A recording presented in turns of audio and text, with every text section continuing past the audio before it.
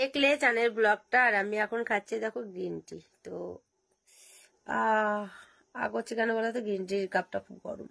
তো কেমন লেগেছে যেমন না অবশ্যই একটা কমেন্ট করে জানিও, ঠিক আছে?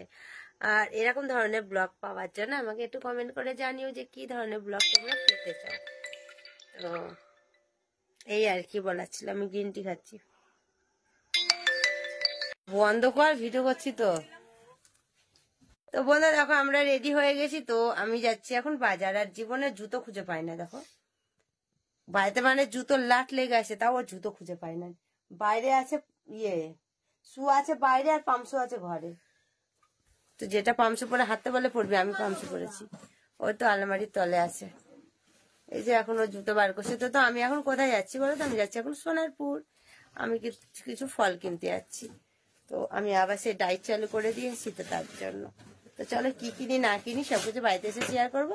আর ওখানে গিয়ে যদি কিছু দেখাতে পারি তো অবশ্যই দেখাবো।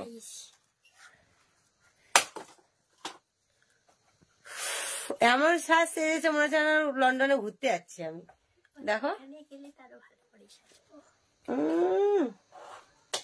তোমার থেকে বেশি সুন্দর আমি, ঠিক আছে? আর আজকে যদি নোক না লাগিয়ে না আমাকে বাড়ি এনেছো।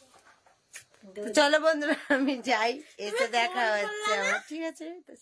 বন্ধুরা দেখো খাওয়া দাওয়া করে শুয়ে পড়েছি, এবার ঘুমো করবো।